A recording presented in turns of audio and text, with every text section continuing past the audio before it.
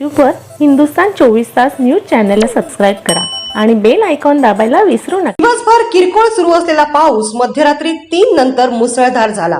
नवीन पनवेल तालुक्यात सलग 4 तास झालेल्या पावसामुळे कळंबोलीसह ग्रामीण भागात पूरस्थिती निर्माण झाली होती।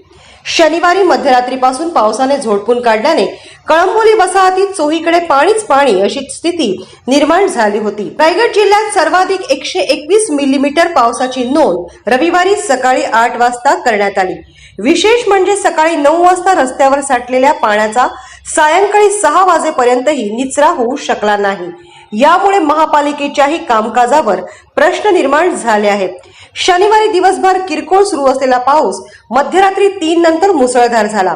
नवीन पनवेल तालुक्यात सलग 4 तास झालेल्या पावसामुळे कळंबोलीसह ग्रामीण भागात पूरस्थिती निर्माण झाली होती।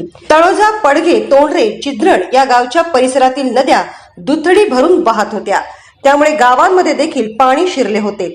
तळोजा MIDC परिसरात कारखान्यांमध्येही पाणी गेल्यामुळे कामकाज बंद करण्याची वेळ आली होती।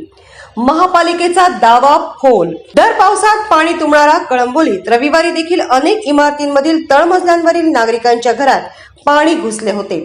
सेक्टर 5, सेक्टर 8, सेक्टर 2, सेक्टर 3 येथील नागरिकांच्या घरात शिरलेल्या पाण्यामुळे हाल झाले।